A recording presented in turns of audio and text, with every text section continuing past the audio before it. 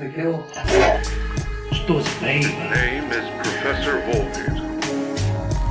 It's a giveaway! Fuck you gonna say shit like that? Professor Volkit.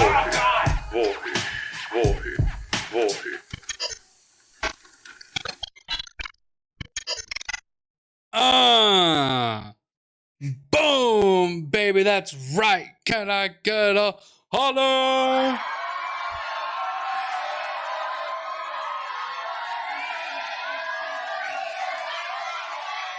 Yeah, that is what's up. That is what's good. We are here, ladies and gentlemen. Oh my goodness gracious. ENIAC. Electronic numeral integrator and computer was the first electronic programmable computer built in the US. Although the ENIAC was similar to the Colossus, it was much faster, more flexible, and that motherfucker was more flexible? This son of a bitch? I mean, I don't know there, bud, but you're telling me all this shit?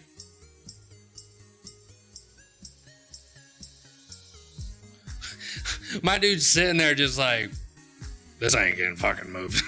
I don't know. Thank God I'm the wire guy. I'm not the fucking moving guy. Oh, hell no.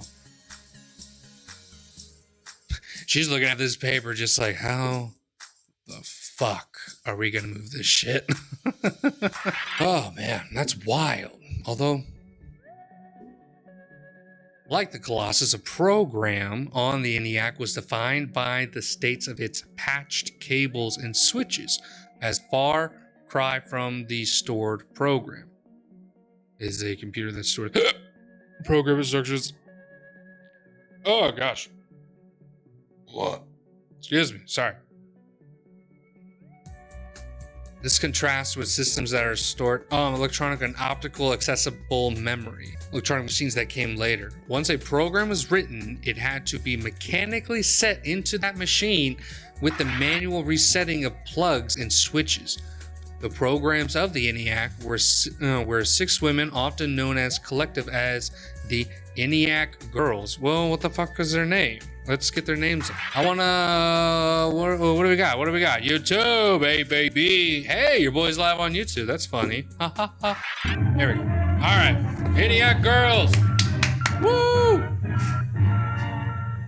Are people becoming obsolete? A giant electronic brain has started cogitating at the University of Pennsylvania. In 1946, the Army unveiled its top secret wartime project, ENIAC. It's the world's first electronic computer. It celebrated the machine's designers, John Mauchly and J. Presper Eckert.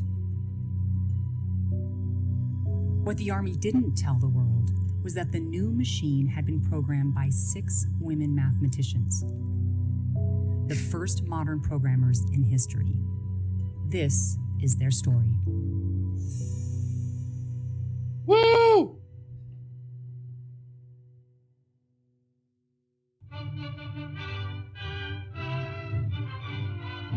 Wanted.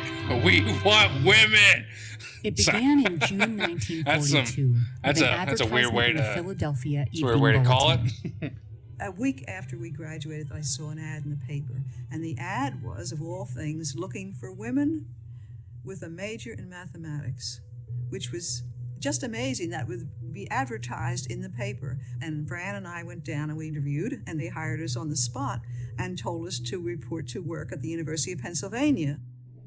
A friend of my sister's called me and said, you know how to run an adding machine? I said, yes. She said, well, at the University of Pennsylvania, they're looking for people who can run adding machines. Why don't you go up to the Moore School and see if you can get a job there? So I did. So we were computing, so they called us computers, and I was hired for the grand total of $2,000 a year with $400 a year bonus for working Saturdays. $2,000 a year, $2,000 a year. Were they making bank? Is that good? let's just say 1940s. Yeah, $2,000 worth of that today. Oh, what? Man, they were getting underpaid as fuck. They're basically getting paid like, they're getting paid exactly what millennials are getting paid for programming jobs. I mean, I know. It's not surprising. It really isn't now, but if anything, I wanted to see if inflation did help them out. With 24 hours? Let's see. If they actually worked on Saturdays, though. That's wild that it went up a whole 10,000, but that's still bullshit. That's fucked. That's wild. Okay. I mean, that was the 40s.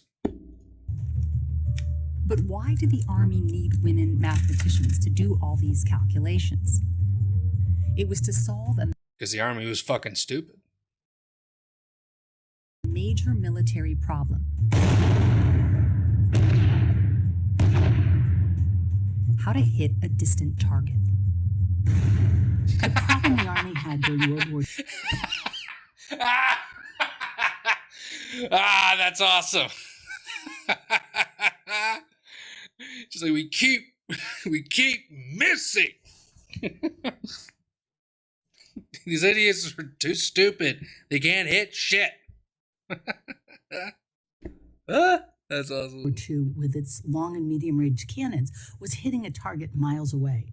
It turns out that weather had a big impact on the arc or the trajectory of the missile coming out of the cannon. Oh, the sun was in your eyes? Calculus equation. And if you could put in one set of weather conditions for one gun and one missile, you could calculate the trajectory and you could figure out what angle to shoot the gun. And the Army needed thousands of these calculations. It's quite complex. It depends on the barometric pressure, the humidity, the curvature of the earth, all kinds of factors. It's a very complicated equation that has to be solved. Motherfucker, I was able to complete Angry Birds in like all 3 stars, maybe like a month tops. Okay, just like throw me in there. I'm good. I can trajectory it, fucking 8-ball it. You know, you just gotta line it up. You just gotta line it up. Fucking get that angle right. Get that. Hold up. You gotta see this. You gotta see this. You gotta make sure. I gotta make sure you see this. You know, you gotta fucking line in the bitch. Line it up. And then just fucking bow. That's how you do it.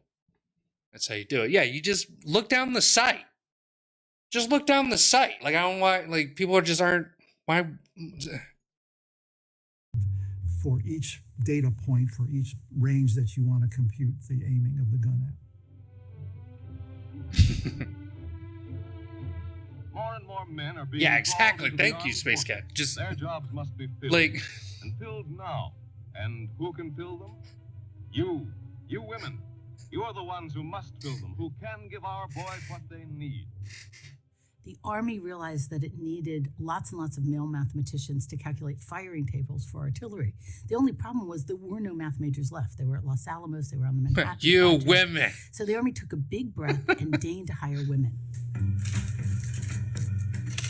The workload was massive and unrelenting. It was very hot. In the summertime, they brought in a fan to help us out and a water cooler.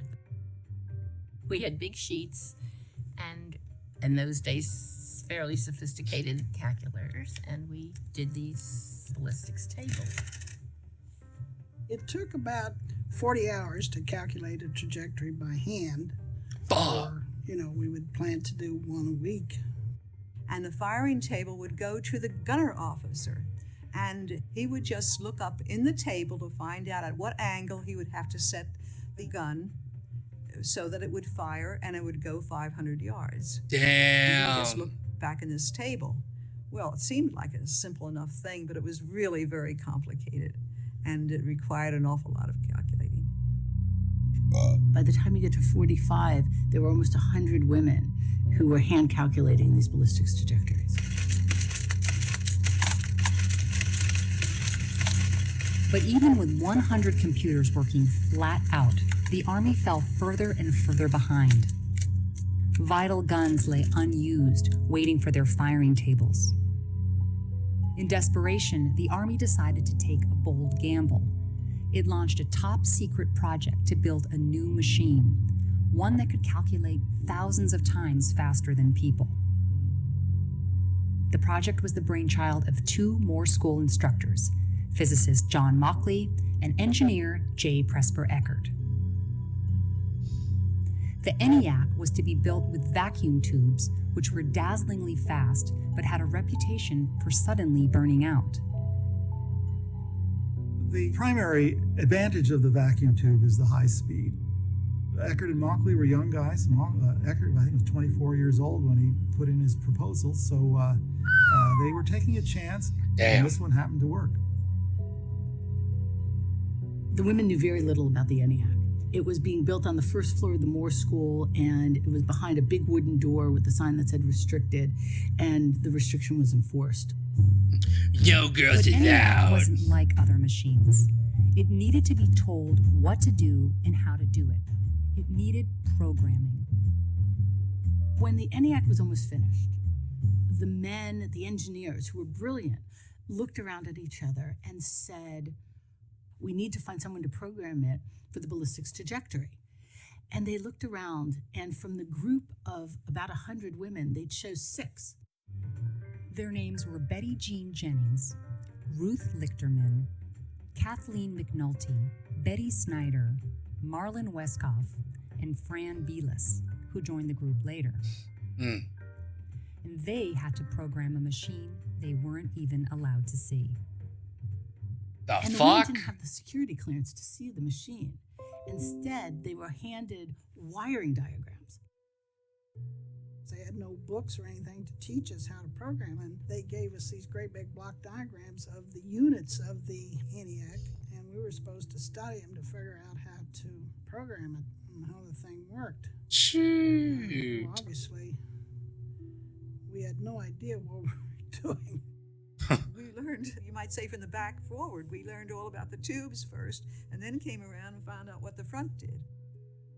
These 6 young women set out to do what no one had done before, to program an electronic computer. They did it by literally breaking down the differential calculus equation into steps the computer could handle. I was trying with Betty Bartik to program the first program that was actually made for the Aberdeen program, which was a trajectory. And so Betty Bartik did the mathematics and I did the logic. Eventually, the Army allowed them to see the machine itself. On the day they were allowed into the ENIAC room, they walked in, and what they saw was a computer, black, steel, 8 feet tall, 80 feet long. It occupied 3 sides of a very, very large room. It was overwhelming. They had never seen anything like it. It took a whole big room, and black and as dark as it could be, and it was just a monstrous thing, but you never can imagine what a computer is today compared to that. True. Had, 18,000 vacuum tubes, and if one tube in one unit went wrong, we had to find it because nothing came out correctly. None of the calculations would be correct. Damn. To run their program, they had to wire the different parts of the machine together, a daunting task involving hundreds of cables and 3,000 switches. We took the cables that... Yeah. You got motherfuckers not even able to operate their fucking Roku remote, let alone a fucking just TV remote. Like, people look at that shit and just be like, oh, fuck me. Never mind. I'm just going to go to the TV. Like, I'll be honest. Like, every time I get introduced to something new in technology and I see that it's like 7+ buttons, I'm fucking out. Like, damn, this motherfucker had thousands of switches, thousands of tubes, and you had to maintain it just to get a couple, like, programs in. And right now, I'm streaming right now, and you are all just watching me react, acting like a jackass. Just like, that's wild. That's wild to me. it went from one machine to another. Some machines would do the work, and other sections would tell it what work to do, whether to divide or to do a square root. The ENIAC was a son of a bitch to program. And the reason for that was that it was a parallel machine, so that many different operations could take place at one time. You had to coordinate the timing so that things could get back into sync. In a feat of extraordinary genius, I guess this guy's recording limit is about to show up.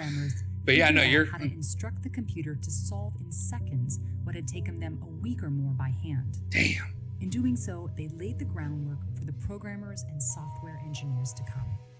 And they were having the time of their lives.